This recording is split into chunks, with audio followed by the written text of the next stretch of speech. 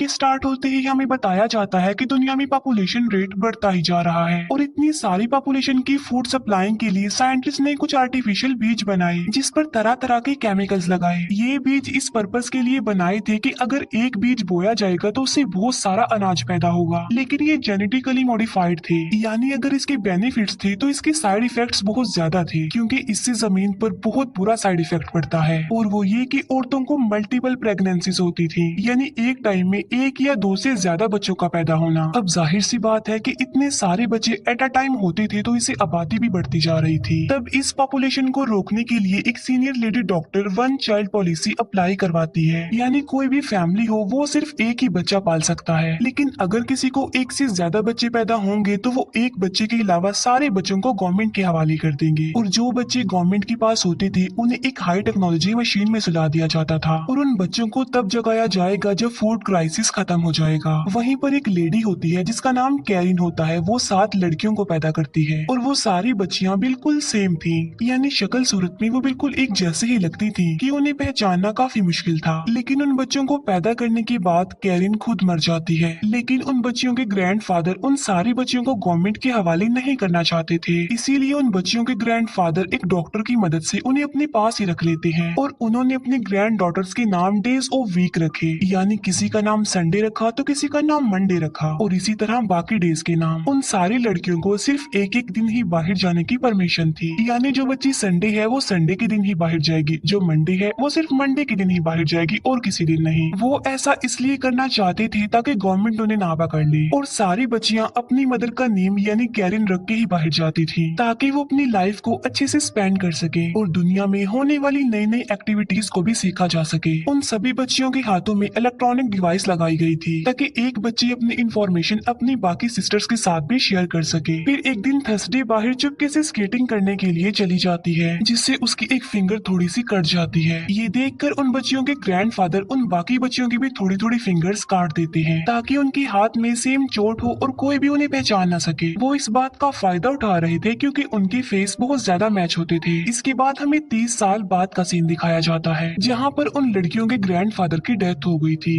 लेकिन वो सातों सिस्टर्स अपने ग्रैंडफादर के रूल्स के मुताबिक ही अपनी लाइफ स्पेंड कर रही थी, लेकिन वो सारी लड़कियां अपनी डेली लाइफ से काफी बोर हो चुकी थी। इसके बाद हम देखते हैं कि मंडे ऑफिस जा रही है। हम देखते हैं कि मंडे जहाँ पर काम करती थी वहाँ पर एक लड़का भी था जिसका नाम एड्रियन था। मंडे और एड्रियन एक दूसरे को लाइक करते थे और वो सिर्फ मंडे के दिन ही मिला करते थे क्योंकि बाकी डेज में तो मंडे की सिस्टर्स आती थी। इसके बाद मंडे अपने एक कोलीग से मिलती है, लेकिन सब उन सिस्टर्स को कैरिन के नाम से ही जानते थे क्योंकि वो अपनी मदर का नेम यूज करके अपने अपने दिन काम पर जाया करती थी। लेकिन मंडे और उसके कोलीग की बिल्कुल भी नहीं बनती थी क्योंकि आज मंडे की प्रमोशन होने वाली थी, जिससे मंडे का कोलीग जेलस होने लगता है। अब क्योंकि अगर मंडे की प्रमोशन होगी तो उसकी बाकी सिस्टर्स की भी प्रमोशन हो जाएगी, इसीलिए मंडे की सारी सिस्टर्स काफी एक्साइटेड थी और उसके आने का बेसब्री से इंतजार भी कर रही थी क्योंकि वो सारी की सारी अपने अपने दिन अपनी अपनी आइडेंटिटी लेकर काम पर जाया करती थी। लेकिन काफी रात गुजर जाती है और मंडे अभी तक घर नहीं आई थी। इसी वजह से मंडे की सारी सिस्टर्स को उसकी फिक्र होने लगती है। अब क्योंकि उन सब में से इंटेलिजेंट फ्राइडे होती है, इसीलिए वो मंडे की डिवाइस की लोकेशन को ट्रेस करती है, लेकिन वहाँ पर नो सिग्नल आता है। फिर ट्यूसडे वाले दिन ट्यूसडे सेम मंडे की तरह मेकअप करके ऑफिस जाती है जहाँ पर उसे पता चलता है कि कैरिन यानी मंडे का प्रमोशन हो गया है और ट्यूसडे को मंडे के गायब होने का शक उसके कोलीग पर था क्योंकि उनके बीच ज्यादा बनती नहीं थी।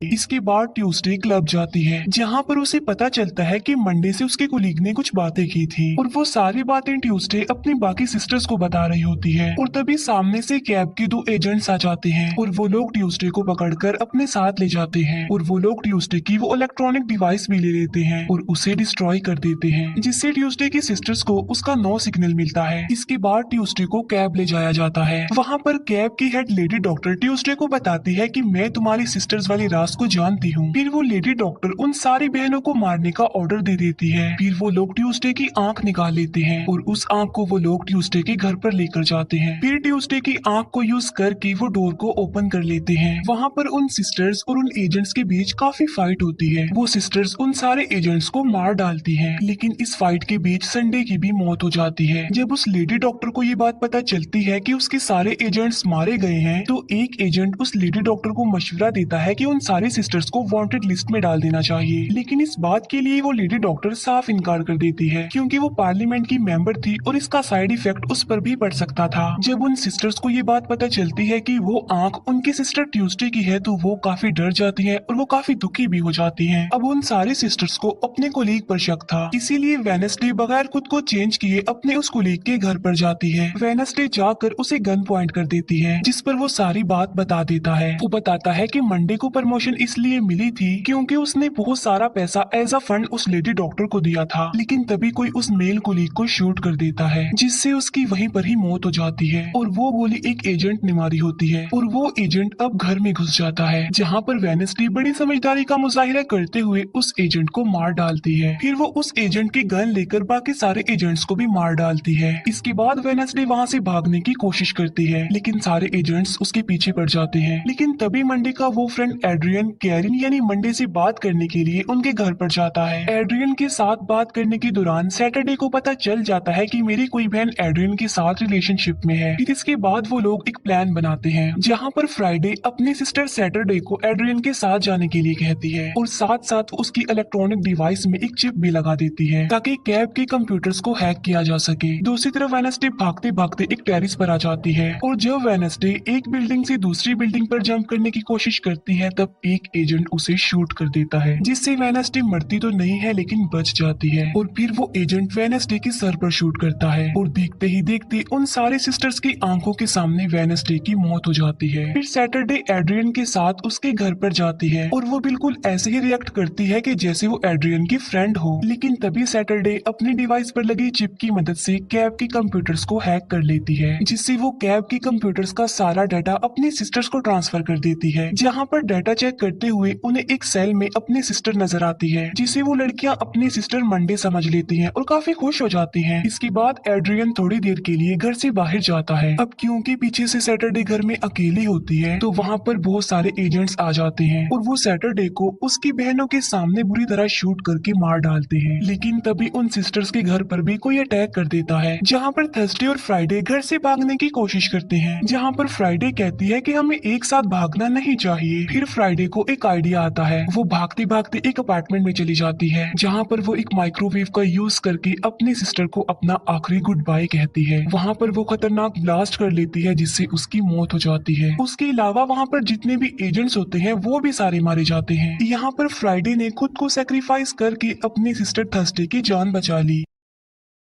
ये न्यूज जब एड्रियन को पता चलती है, तो वो कैरिन को चेक करने के लिए उसके घर पर जाता है और उसकी मौत एड्रियन से बिल्कुल भी बर्दाश्त नहीं हो रही थी। लेकिन जैसे एड्रियन वहाँ से जाने के लिए अपनी गाड़ी में बैठता है, जहाँ पर थर्सडे भी गाड़ी में आ जाती है और वो एड्रियन को उसकी बहनों की मौत का रिस्पॉन्सिबल कहती है। और यहाँ पर एड्रियन को सारी बात समझ आ जाती है कि ये सारी बहनें एक ही नाम यानी कैरिन यूज करके अपनी जिंदगी गुजार रही थी। तभी एड्रियन थर्सडे को बताता है कि मैं तुम्हारी सिस्टर मंडे से बहुत प्यार करता था और कहता है कि इसी वजह से मैं तुम्हारी हेल्प भी कर दूंगा। इसीलिए वो लोग एक प्लान बनाते हैं। एड्रियन थर्सडे को एक डेड बॉडी बैग में डालकर उसे कैब की मेन ऑफिस में लेकर जाता है, जहाँ पर थर्सडे अपने डिवाइस का यूज करके उनके सारे सीक्रेट मिशन को हैक कर लेती है। और यहाँ पर उन लोगों को कैब की रियलिटी पता चल जाती है कि जो बच्चे भी गवर्नमेंट के पास होते थे, वो उन बच्चों को उस हाई टेक्नोलॉजी मशीन में डालकर मार देते थे। फिर वो दोनों मिलकर वहाँ पर सब लोगों को मारने लगते हैं। वो लोग एक सेल में जाते हैं, जहाँ पर उन्हें ट्यूसडे मिल जाती है और ट्यूसडे की तो एक आंख पहले ही इन लोगों ने निकाली हुई थी। और यहाँ पर कहानी का सारा राज रिवील हो जाता है, और वो ये कि उन सिस्टर्स में मंडे थी जिसने अपनी बहनों को धोखा दिया, क्योंकि वो उस लेडी डॉक्टर के साथ मिली हुई थी और उसने उस लेडी डॉक्टर को अपनी बहनों वाला राज भी बता दिया था, क्योंकि वो अकेले ही सोशल लाइफ जीना चाहती थी और बिल्कुल आजादी के साथ वो अपनी लाइफ को स्पेंड करना चाहती थी। फिर इसके बाद ट्यूसडे सेम मंडे जैसा लुक लेकर उस लेडी डॉक्टर की प्रेजेंटेशन में जाती है, जहाँ पर ट्यूसडे मंडे से भी मिलती है और वो मंडे पर बहुत ज्यादा गुस्सा भी करती है, क्योंकि मंडे बहुत ज्यादा सेल्फिश थी और उसने अपनी सारी बहनों को धोखा दिया था और इसी वजह से वो एक एक करके मारी जा रही थी। वहीं पर मंडे और ट्यूसडे के बीच काफी फाइट होती है और इसी दौरान एक गोली आकर मंडे को लग जाती है। दूसरी तरफ थर्सडे और एड्रियन मिलकर कैब की रिकॉर्डेड वीडियो को प्रेजेंटेशन स्क्रीन पर प्ले कर देते हैं, जिससे सब लोगों को कैब और लेडी डॉक्टर की रियलिटी पता चल जाती है। तभी गुस्से में आकर वो लेडी डॉक्टर थर्सडे का गला दबाने लगती है, लेकिन तभी वहाँ पर मंडे मंडे आ जाती है जो गोली लगने की वजह से इंजर्ड थी, मरी नहीं थी। मंडे के हाथ में एक गन थी। तभी एक एजेंट समझता है कि मंडे लेडी डॉक्टर को मारने वाली है, इसीलिए वो एजेंट मंडे को शूट कर देता है। अपने फ्रेंड को मरता हुआ देखकर एड्रियन भी उस एजेंट पर शूट करके उसे मार डालता है। गोलियां चलने की वजह से वहाँ पर लोगों की हलचल मच जाती है। यहाँ पर हमें पता चलता है कि एड्रियन और मंडे ने असल में शादी कर ली थी। मरते मरते मंडे बताती है कि मैं प्रेग्नेंट हूँ, मैं अपने बच्चे को बचाना चाहती थी और उसे दुनिया में लाना चाहती थी, इसीलिए तो मुझे उस लेडी डॉक्टर के साथ ये डील करनी पड़ी। इसके बाद न्यूज पर बताया जाता है कि वन चाइल्ड पॉलिसी हटा दी गई है और कोर्ट ने उस लेडी डॉक्टर को मौत की सजा सुना दी है क्योंकि उसने इतने सारे बच्चों को मार डाला था। इसके बाद हमें एक आर्टिफिशियल ट्यूब में 2 ट्विंस बच्चे दिखाए जाते हैं और ये बच्चे मंडे के थे जिन्हें उनके फादर एड्रियन ने और ट्यूसडे और थर्सडे ने बचा लिया था और ट्यूसडे ने अपनी एक आर्टिफिशियल आंख भी लगवा ली थी। और यहीं पर ये मूवी एंड हो जाती है। Thank you.